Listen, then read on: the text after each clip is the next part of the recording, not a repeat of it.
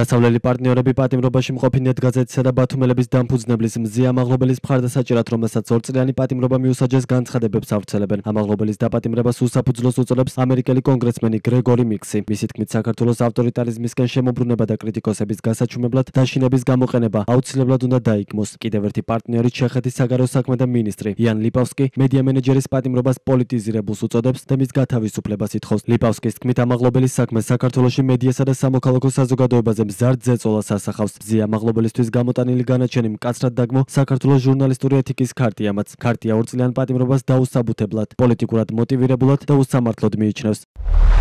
მზია ამაღლობელი, რომელიც დაკავებისას დაექვემდებარა არაადამიანურ და ღირსების შემლახვალ მოპყრობას, აქამდე არ უცნიათ დაზარალებულად. არ არის დასჯილი არც ერთი ის პირი ირაკლი დგებუაძის ჩათვლით, რომლებიც ამ პროცესში მონაწილეობდნენ. მზია ამაღლობელი უსამართლოდ იდევნება მისი გაბედული პროფესიული საქმიანობისა და ქართული ოცნების მიმართ კრიტიკული დამოკიდებულებისთვის. ქართული ოცნება კრიტიკულად განწყობილი ჟურნალისტების დაშინებასაც ცდილობს და რეპრესიული ზომებით ავიწროებს დამოუკიდებელ მედიას, ზღუდავს გამოხატვის თავისუფლებას და ახშობს განსხვავებულ აზრს. საქართველოს ჟურნალისტური ეთიკის ქარტია ითხოვს, რომ მზია ამაღლობელს მოეხსნას ცრუ ბრალდება და ის უპირობოდ და დაუყოვნებლივ გათავისუფლდეს.